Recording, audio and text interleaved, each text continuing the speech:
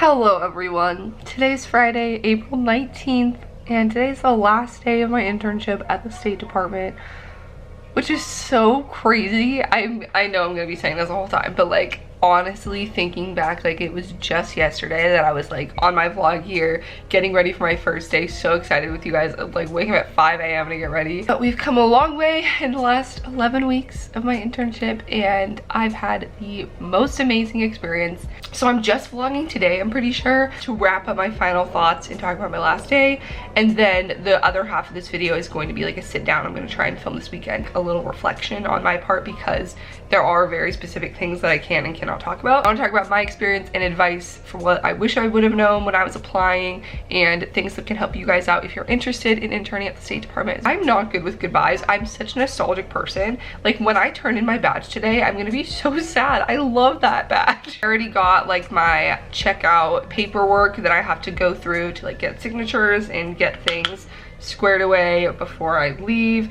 I don't know, it's just weird. And I'm the first intern, I think, to leave. Technically, I'm not done with school because I have 3 more credits to finish in the summer. I'm going to Geneva if you haven't been keeping up with my... Oh, I haven't even introduced myself. I feel like this is the kind of video that a lot of people who like don't watch me consistently would stumble on. So hi, my name is Kristee. I'm a grad student in DC. I go to American and I'm studying international peace and conflict resolution. Yeah, it gets a little tricky with applying to jobs and things when I'm gonna be like just leaving for a month in the middle of the summer. The few jobs that are open in my bureau and things are contracting positions. So you would basically like, they get those in really fast and you would start like as soon as you get the contract, and I just can't do that right now. So I am keeping an eye on availability and keeping in touch with people and like applying to different things in different bureaus and agencies and everything like that. Can't start a job until at least like end of July or August. This has been my dream internship for so long, and dream just job in general. I'm interning in the Bureau of Conflict and Stabilization Operations here in DC. I have to finish my thank you cards still, but I'm just gonna write them on my desk. Okay, here we go. Putting my lipstick on for the last time in this setting. Realistically, probably not forever, but for my internship, this is just like a milestone, you guys. This is the tradition. But on the flip side, this is the last time you'll have to watch this repetitive ass content. I'm wearing a very generic me outfit, black and pinkish nude. Dun, dun, dun, dun, dun, dun, dun, dun. Okay, can't do that. The bus comes in a few minutes, so I gotta go or I'll miss the bus when it came around. This is like the end of an era, you guys. This dress is Nordstrom BP. It's short sleeve, you just can't see the sleeves. This is my Shein duster, which I love. I'm wearing my booties because I took all my shoes. I took all my heels back that I was keeping at work, ones that are like decently comfortable to walk in. But yeah, that's a wrap on me getting ready for my internship for the last day. For my capstone, directly after work, I have to go to campus because we have our like practice presentation for another capstone group, I think. I'm not even giving the presentation. Yeah, okay, let's do it. Last day, best day. Walking away from my internship for the last time. I feel so free. My supervisor let me keep my badge holder, but I had to give my badge back, which was sad. I had some like drama with getting paper signed in the end, so it wasn't like the sentimental goodbye that I was hoping for. I said bye to everyone and gave them my cards and sent an email to everyone in the office. Finished my last assignment and emailed it off. And logged out for the last time, did everything for the last time because it's the very last day. Oh, I forgot to take my name off of my cubicle. Damn it, I wanted to keep that. Oh well. Well, I can't get back in the building now, so that's a wrap. I wish I had something more like conclusive to say, but I'm done. I'm free. I'm about to sit in the classroom all day, and I'm late. And I'm just ready for this to be done.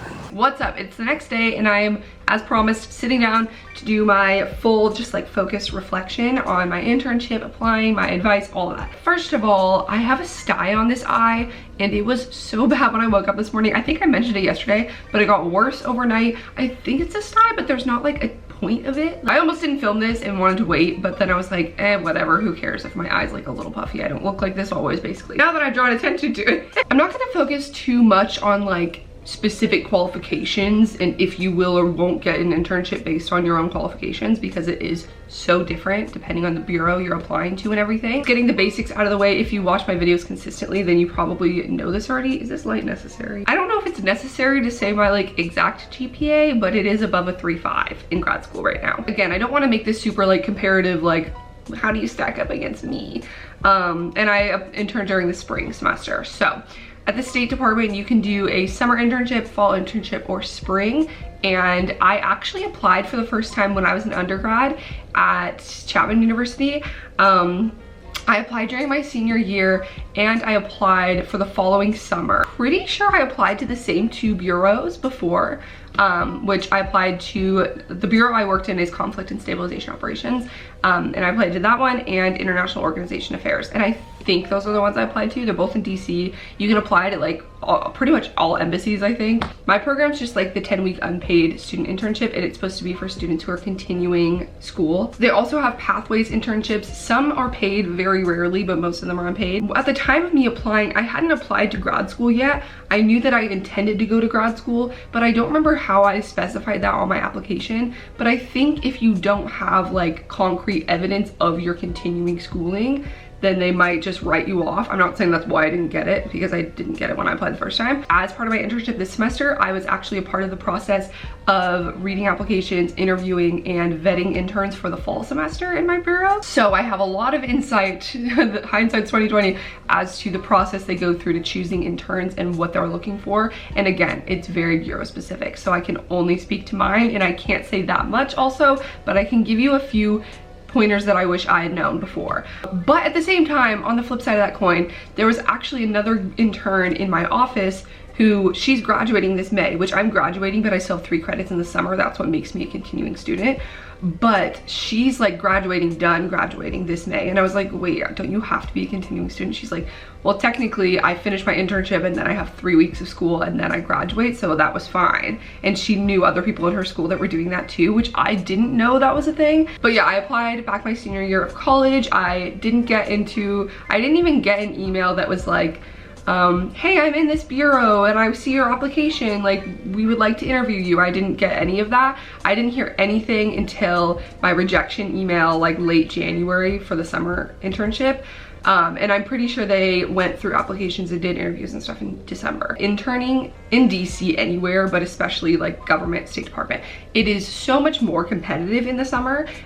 So many more students are trying to do the internship in the summer because it is full-time, it's 40 hours a week. So a lot of students, the most feasible way to do that is during the summer, because they can't just like work 40 hours during a school year. But there are obviously cases like me where I went part-time with my credits. I knew there was a guy who was interning in my office who just took the semester off of school because he was ahead in credits, and he just like lived at home with his parents who lived close enough and commuted in to do just the internship the whole semester. I know people who are doing full load of classes, which is I would not recommend, because I even struggled with my part-time classes, especially if you're going abroad to an embassy and doing this internship. Like, you can't really do, unless you're doing online classes. If you apply to smaller bureaus, if you apply to embassies that not as many people want to go to, you're much more likely to get the internship, like point blank. Because what happens is both of the bureaus that you apply to, they're just sent your application. If you like do everything on the application right, just read through the application process on USA Jobs so carefully and make sure you're putting all the right keywords in and not missing any information, because it will screen it through a computer first. And if you don't pass through that, your bureaus will never see it and you're just not gonna get it. USA Jobs is not like a normal like resume where you want it to be super concise on one page. USA Jobs, you want to put as much information as possible. So obviously like someone eventually is going to read it, so don't make it like 5 novels, but the more information that you can provide in detail, it can only help you, I would say. I think they open in May for next spring, because you have to get a security clearance to intern at the State Department at almost every position. There was, I think if you intern at like FSI, which is the Foreign Service Institute, they didn't get security clearances, but I could be wrong. Mid-June, only a couple weeks after I had sent in my application, it'll be like green, it'll be like referred to employer or whatever. That means that your application made it through the qualifications of the computer, like the basic ones, and then they sent it to your bureaus to look at. And after a couple weeks, I got an email from someone at IO, which is the other bureau that I applied to, and she was like, wow, we really impressed by your application, like we love chalk. So I think I vlogged that process, and I was like, okay, like I was chosen by IO to go through this process, like I guess the other one like didn't want me or whatever. And what I didn't understand is that both of the bureaus were sent my same application at the same time. There's no communication between the bureaus as to the interns that they're interviewing. And so I had gone through this, I had a phone interview, it went great. I was like feeling great about it. I was like, I'm gonna be an IO. And then I went to my family reunion in Ohio. So I was at a nail salon in Ohio, and no prior email or contact or anything. And I got a phone call, and it was like this guy, and I couldn't really understand him because it was loud where I was, and I was really confused because I was not expecting this phone call. And he's like, yeah, I'm so-and-so with the State Department. I'm in the Bureau of Conflict and Stabilization Operations. And I was like, oh. And I didn't like process that. I thought it was like a follow-up to my interview in the other bureau, because logically to me, I thought that they, you know, like I was just siloed into that bureau, that's what I got. He was like, I just want to see if you're still interested in this internship, like we'd really like to have you. I had to change the battery, so hopefully it's like a similar positioning. I feel like I'm talking way too much about things that aren't as important in this scheme of things, but I just want to make clear, like I got a call from the other bureau, and I was like, oh, I'm already actually in the process of interviewing at the State Department. And he was like, oh, but this is a different bureau, like are you still interested in this one? And I was like, well, I think I'm like gonna be in the other one. Like I had no idea. So they don't communicate between the bureaus. I told him, I was like, I'm sorry, I just don't think I can go through the interview process with you because I'm already on track with the other one. So I just like, and I was so caught off guard and confused, and I wish that he had emailed me first, but whatever, that's like in the past. And I didn't like get his contact information, so I couldn't follow up with him, which I really should have.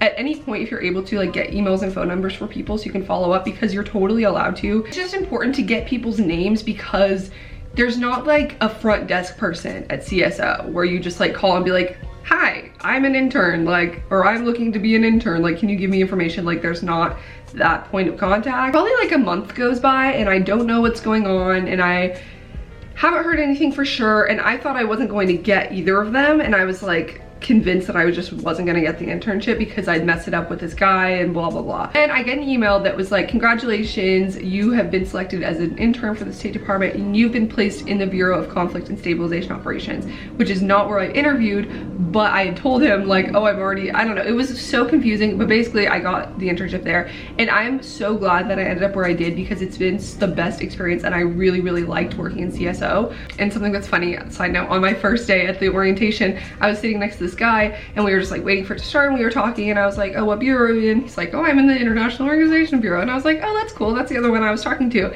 And I was like, what office are you in? And I'm not gonna say it, but he's like, this office. And I was like, oh, with this person? And he's like, yeah, she's my supervisor. And I was like, I interviewed with her, I would have been in your position. That was funny. I met the guy who took my spot. Yeah, I was just so grateful to have any opportunity there. They're like competing against each other, and they want to pick the better interns before the other bureau does, which is so funny. So you're in the position of power if you get contacted by both of your bureaus. And sometimes you honestly, like, it's so different depending on who's reading your application, but sometimes you will not even hear from anyone and you'll just get placed in a bureau and you'll be fine. So if you don't get reached out to or anything, like, don't panic. Because that doesn't necessarily mean you won't get the internship, but oftentimes they will interview. So again, it's just so circumstantial, which is funny because you'd think, like, what I expected is, you know, State Department, big government agency, been doing this for so long, it would be very systematic and very like linear, but it wasn't. And by the way, like, I'm not saying anything that's classified or anything that I'm not allowed to. There are a lot of things that I can't say that would be helpful, but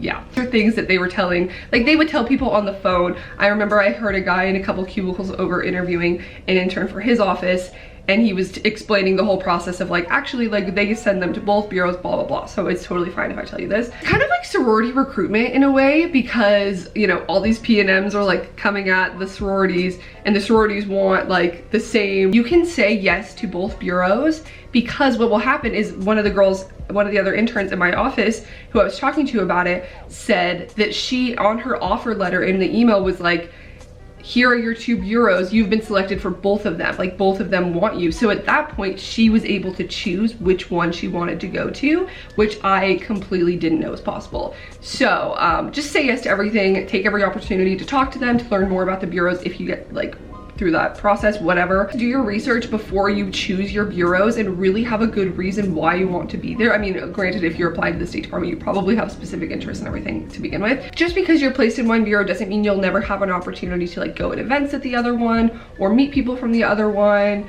Like my team lead in CSO used to work in IO, so I talked to him a lot about it and learned about it from him. And like another guy who worked on my team used to intern at IO. So there's just so many, like it's a lot of interconnected people and you have a network. That in your essay, please address both bureaus. Don't just address your first choice because that like looks bad to the other one, you know, because they're both reading the same essay. One point I wanted to make about the fact that I'm an intern and I was part of the intern selection process is this internship was genuinely the most accurate representation of what working in that bureau, that office would be like. Substantive and like meaningful and interesting work that I expected. And I was legitimately treated as an actual employee in this internship. And it was so valuable for me and so amazing. I'm saying this so many times, I'm a broken record, but I just can't emphasize enough. Like it just depends so much on the people you're working with, the bureau you're in. It's all so different. Just because they're all the State Department, it's like working in completely different places. I got my own cubicle among the cubicles of all my co-workers. I wasn't like designated in an intern corner with intern work. Obviously the cubicle wasn't the best part, but I'm just using that as like a way to represent how it was, like the culture of it. They'll have employees coming in and out like semi-frequently just because they rotate in like foreign service officers or people get detailed from different offices. This lady in front of me in the cubicle in front of me, she came by a couple days in because she wasn't there when I got there, and she introduced herself and she's like, "Are you a foreign service officer?" And I was like, "No, I'm an unpaid student intern." But like that's the thing, is like it's just so equal, and I don't know, it was just a really great environment. I was surprised at just like how relaxed and normal people were. My team members included me in things, and like my first day, I can't say what I was doing, but he was just like, "Yeah, this country team needs this like best practices on so-and-so for the like conflict they're dealing with. Like, can you write it?" And I was like, "Oh, like, are you giving me the list of best practices and you want me to put it in the format?" And because I was like expecting specific intern work. He's like, "No, like I want you to do the research and decide the best practices." And I was like, I don't know if I'm qualified for this. So much pressure, like this country's gonna read this in their embassy. He was like, "Okay, I have some ideas, some edits, let's talk about it. Let's see if we can like make it a collaborative project and make it better. This is a great starting point," and all that. Like it was a very, like I learned a lot from it too. And from the get-go, like everyone on my team just invited me to meetings with them. Like I got to go to like NGOs and USIP and cool meetings that I would never have the opportunity to. And it wasn't just like me tagging along as an intern to like take notes for them. It was like me as a colleague just going to the meeting with them. The point I was making with me being an intern and selecting other interns is that I was just like another employee in the office for the semester. And there came an email around, "We're getting our applications in for interns for the fall. Like we need a committee of people to look through them. Who wants to do it?" And they just invited me like any other employee to do it. I'm not saying if you're applying to the State Department, like your application's just gonna be read by interns by any means. I honestly doubt that most other bureaus do that. It just reflects the culture of like how interns are treated in my office, who looked through the applications. We did interviews. We didn't decide the final ones. We just gave our recommendations to our directors, and they obviously had the final say. So don't like freak out that you're only being chosen by interns. It was great just because like I felt like I had a valuable voice and was taken seriously in the office. Like on my first day, I was meeting with my team lead and I was like, "Okay, so what are my hours? Like what time do you want me here in the morning, blah, blah, blah." And he's like, I mean, he's also just a very laid back person, but he's like, I'd say our core hours for our team is I like everyone to be here in the office working at the same time from 10 to 3. And then he's like, "But other than that, you can just like come and go and spend your 8 hours as you please. Like, if you want to come at 10 and leave at 7, because there's time for lunch in between, like by all means. If you want to come at 7 and leave at 4, by all means." He's like, "I don't care." And I was so shocked by that. I was like, what? Just a girl in my class is interning in another bureau, and she's like, "Oh yeah, like my supervisor said that as soon as I'm sitting down in my cubicle at 8:30 every morning, I send her an email so she knows."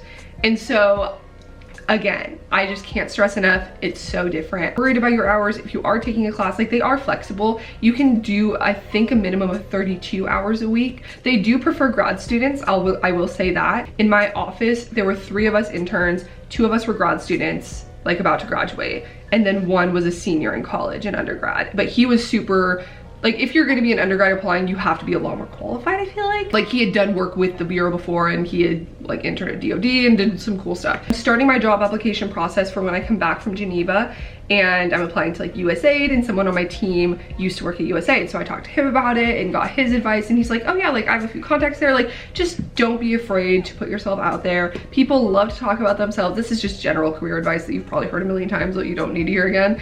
But just because it's the State Department, like they're human beings. People are a lot more willing to help you if they see themselves in you. So especially taking advantage of like alumni connections. If they're like, oh, I remember when I was just a fresh IPCR grad from AU, I'd love to take you by the hand and guide you through this field, you know? I'm bittersweet that this internship is over because, like I've said, like it has consumed my life trying to be a student at the same time and doing social media full time and trying to have a social life and all of that and trying to stay healthy, blah, blah, blah. It has been a lot, and I'm very ready. Like I am very ready to relax.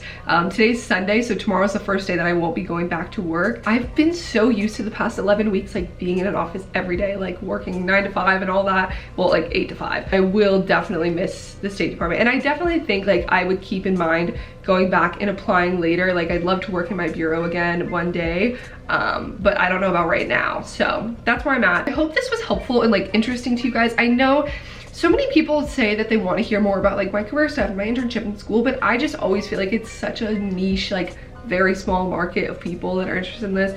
But even if you just stumbled upon this video because there's probably not that many about interning at the State Department out there. Yeah, that's gonna finish off this video. It's probably gonna be really long just because the sit down part is really long, but just my vlog of my last day and my thoughts on the internship. This was my dream for so long, like back in college, like this was my dream internship. And the fact that I was crushed when I didn't get it, but I just, even if you don't get it, like apply again. That's what I'll say. Just a really cool moment to look back and see how far you've come. I'm really, really grateful that I was able to do this, and I know I do want to recognize that it is like a privileged thing just because it is unpaid and a lot of people can't afford to work 40 hours without money. I'm grateful that I was able to like do YouTube at the same time, so I'm still making money and like putting myself through this and being able to do school too. So thank you to you guys for like supporting me through this, because I know it's been like kind of rocky with my channel the last 10 weeks. But I'm really excited for everything to come, and yeah, that was my experience at the State Department.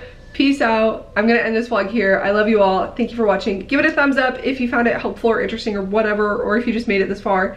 I love you so much. I'll see you next time in my next vlog. Getting back to my normal vlogging. Yes. Bye. I only love my bed and my mom.